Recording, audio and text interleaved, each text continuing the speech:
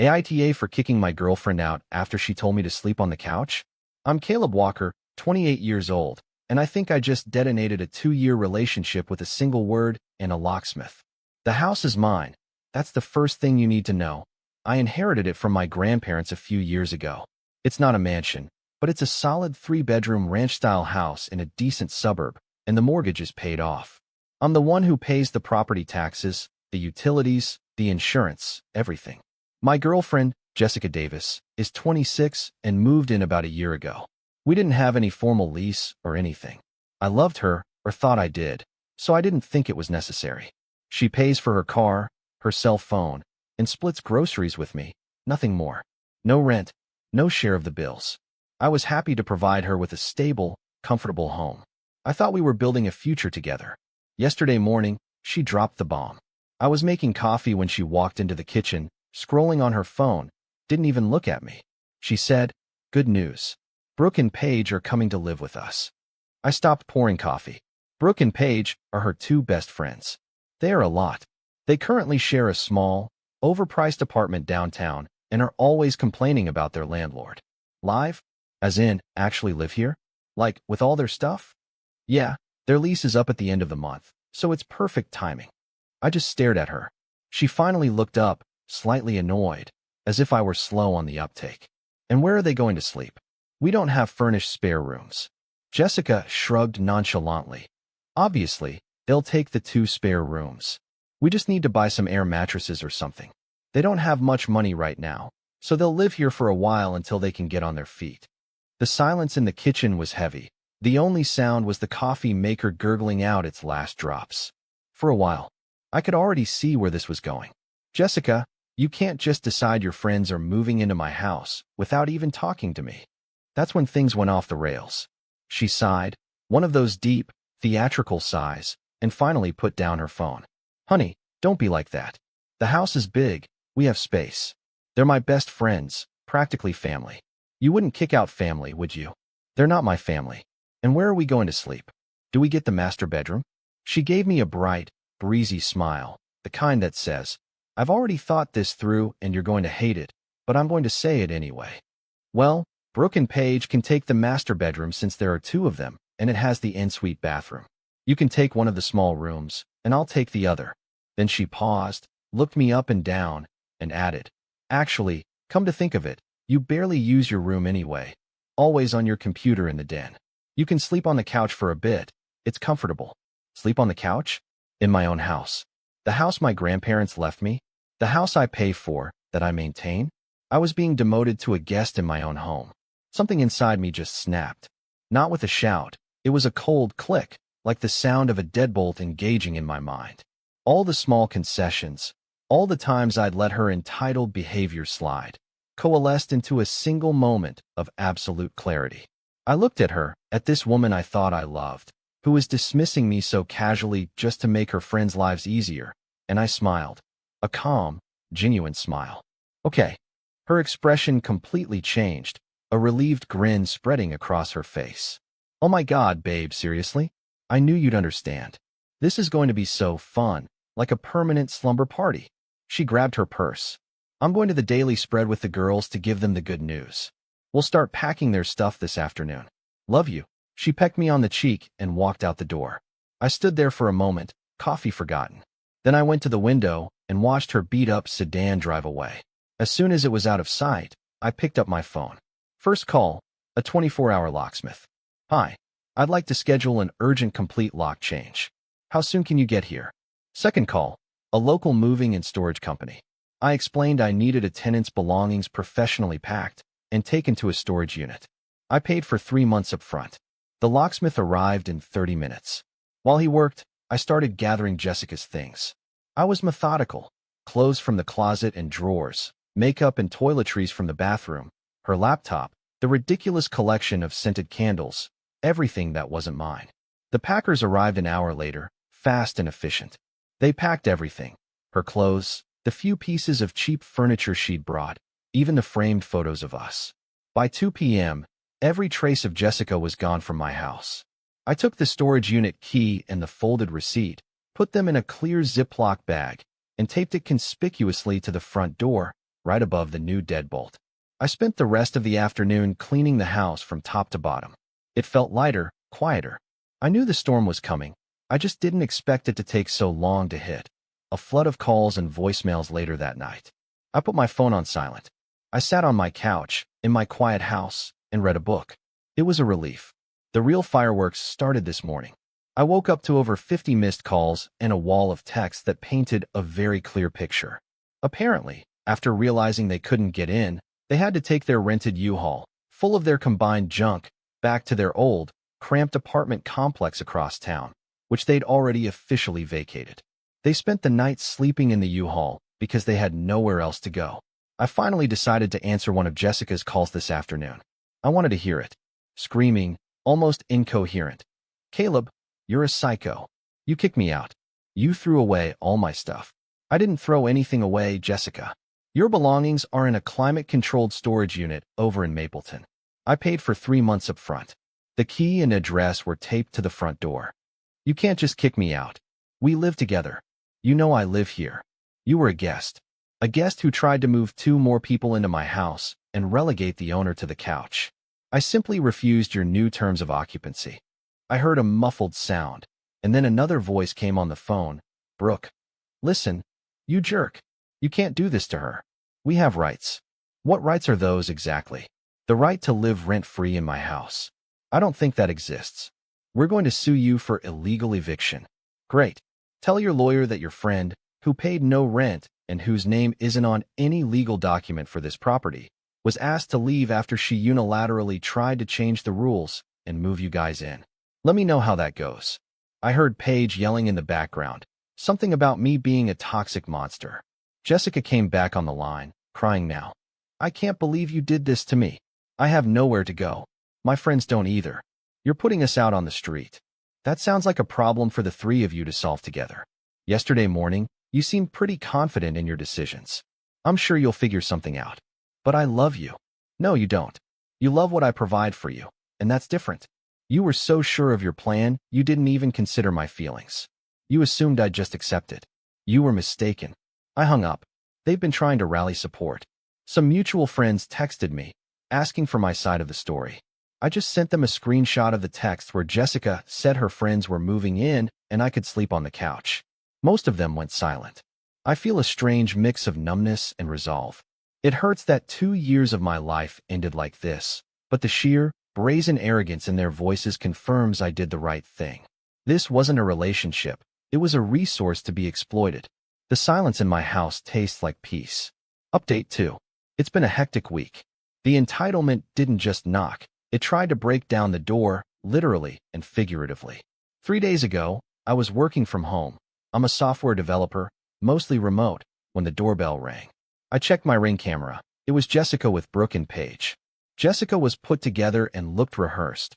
Brooke and Paige stood behind her like a couple of thuggish bodyguards. I answered through the intercom. "Can I help you?" "Caleb, please, can we talk face-to-face? I just want to get my things." "Your things are in storage, Jessica. I gave you the key. Some things are missing. My grandmother's locket. You probably stole it." Classic, accusing me of theft. I calmly replied that I hadn't touched any jewelry. I'd asked the packers to be especially careful with the vanity where she kept her jewelry box. I was sure it was all packed and inventoried. I told her as much. The packers are professionals and inventoried everything. "I'm sure it's there." "Then open the door and let me see." "You coward." "I'm not opening the door. This is my property, and you are no longer welcome here." That's when Paige tried to shoulder the door open, yanking the handle hard. "Open the door, Caleb, or we're calling the police and telling them you're holding her things hostage." I sighed. "Go ahead. I'd love to explain the situation to the authorities." They must have realized they were losing. They eventually left, but not before Paige kicked my door, leaving a small, petty, and utterly predictable scuff mark. The wellness check and the smear campaign. The next day, 2 police officers showed up at my door. My heart jumped for a second, but I stayed calm. They said they'd received a call from a concerned friend, alleging I was unstable and possibly a danger to myself after a breakup. I invited them in. I calmly explained the situation. I showed them Jessica's texts, including the one about me sleeping on the couch. I showed them the scuff mark on the door left by her friend. I even had the Ring camera footage of them yelling at my door. The officers were professional, but visibly unimpressed by the drama. One of them even sighed. So, she tried to move her friends in without your consent. You changed the locks, and now she's saying you're unstable? Got it. They apologized for wasting my time and left. The attempt to use the authorities to intimidate me backfired spectacularly, but they weren't done. The Real Malice moved online. Brooke and Paige, who fancy themselves social media gurus, launched a full-scale smear campaign, a masterclass in innuendo and passive-aggressive posts. Instagram, Facebook, so disgusting when a man we thought was decent reveals who he truly is, a wolf in sheep's clothing. Kicking a woman out onto the street for no reason. Toxic masculinity. Abuse is not okay. Posted by Brooke with a sad selfie of her and Jessica. Watching my bestie's heart get shattered by a manipulative narcissist. He has her trapped, won't even let her get her sentimental items. Praying for her. Written by Paige with a photo of a single tear rolling down Jessica's face. They were careful not to use my name. But our circle of friends and acquaintances isn't huge. Everyone knew who they were talking about. Jessica, of course, played the tragic victim in the comments, replying with things like, "I just don't understand what I did to deserve this. He was my everything." And that's what got to me. Not the screaming, not the police, but the calculated public manipulation, the lies. They were trying to ruin my reputation. It was in that moment my sadness burned away completely, replaced by something cold and resolute. I was done being on the defensive. They wanted to play dirty? Fine. But I wasn't going to crawl into the mud with them. I was going to use the machine they built against them. I spent an evening doing some research. Jessica works in marketing for a mid-sized software company, quite image-conscious, that prides itself on its corporate ethics and community engagement. Her LinkedIn profile is full of buzzwords like integrity, authenticity, and building trust. Brooke is a freelance graphic designer and is always posting about her personal brand. Paige is an aspiring lifestyle influencer who tags every possible brand in her posts, desperately trying to get a sponsorship. They think the internet is their weapon. They forget that everything they post is permanent, and everything they sent me is evidence. My revenge wouldn't be loud or furious. It would be quiet, professional, and devastating. A consequence served cold. I started drafting an email. Final update. The dust has settled. The silence in my house isn't just peace anymore, it's victory. It didn't happen overnight, but the dominoes I'd lined up fell exactly as planned. Here's how it all unfolded. After a week of their relentless social media crusade, I finalized my plan. It wasn't about shouting or fighting. It was about presenting undeniable facts to people with a vested interest in seeing them. It was a three-pronged approach. First prong, Jessica. I compiled a digital folder. It contained screenshots of Jessica's original text explaining her plan to bring her friends in and relegate me to the couch. High-resolution screenshots of all defamatory posts and comments by Jessica, Brooke, and Paige. Proof of likes and comments showing the reach of the posts. A copy of the police report summary regarding the false wellness check, officially classified as unfounded. Video from my Ring camera of them harassing me at my door, including Paige kicking it. I drafted a very polite, professional email address to the HR director of Jessica's company. I easily found her name and contact info via LinkedIn and the company website. Subject: a matter of professional conduct concerning your employee, Jessica Davis. Dear Ms. Albright, my name is Caleb Walker. I am writing to you with considerable reluctance regarding a situation involving one of your marketing employees, Jessica Davis. I was her long-term partner until recently. I understand that personal matters should generally remain separate from professional ones. However, Ms. Davis and her associates have recently engaged in a coordinated online campaign of public defamation against me. I believe such behavior demonstrates a profound lack of judgment and integrity, which directly contravenes the values your company publicly promotes. To be clear, our relationship ended after Ms. Davis unilaterally informed me that two friends would be moving into my solely owned property, while I would be relegated to the couch. When I peacefully refused these terms and placed her belongings in storage, paid for by me, she and her friends initiated a campaign of harassment and defamation. Attached, you will find a documented timeline of this behavior, including the initial messages, subsequent public accusations of abuse and theft, which are baseless, and proof of a false police report initiated against me.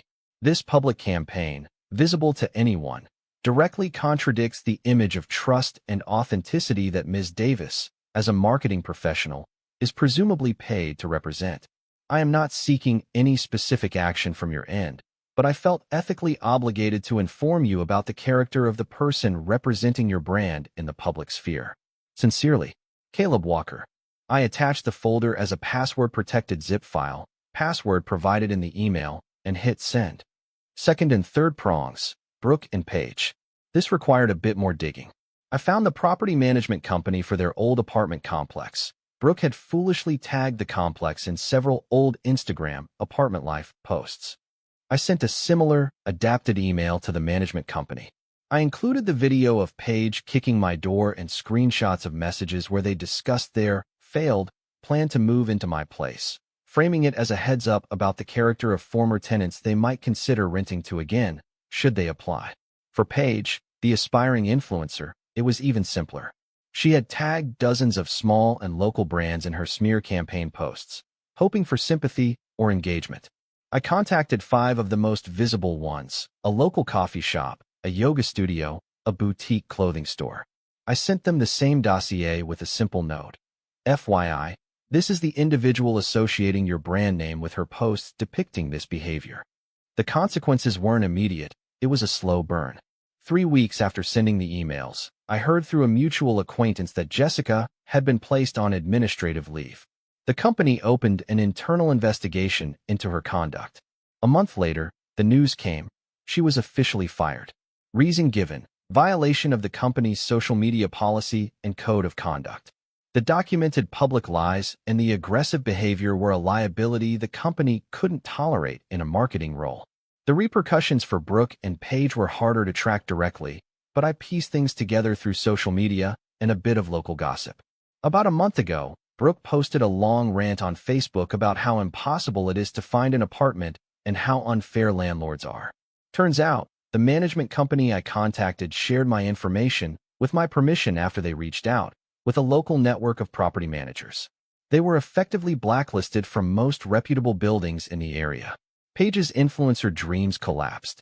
The brands I contacted not only blocked her, but one of them, the boutique, posted a vague statement about partnering with creators who genuinely represent positivity, respect, and honesty. A clear, if subtle, dig at her. Shortly after that, Paige made all her social media accounts private. Jessica tried to contact me one last time. A long, rambling email sent from a new, generic Gmail address. It was a bizarre mix of accusations. You ruined my life. Pleading, I have nothing left. Please, Caleb, can we just talk? And a pathetic, self-serving apology. I know I messed up. I was stressed, but I didn't deserve this. I didn't reply. I forwarded the email to the digital folder I now call the Jessica Files and archived it. Several months have passed. I sold the couch they wanted me to sleep on and bought a much nicer sectional. I redecorated the 2 spare rooms. One is now a dedicated home gym, the other a proper guest room for people I actually want in my house. My life is my own again. I'm not happy in some ecstatic, movie-ending sense, but I am peaceful, stable. I feel a deep, unshakable sense of justice. They made their choices, broadcast their intentions, and built their own online gallows, post by post. I just held up a mirror. Now, they're facing the natural consequences of their own arrogance. And me? I have my quiet house back, and that's a kind of justice I can definitely live with. If you liked it, don't forget to leave a comment and support the channel by subscribing. See you in the upcoming stories.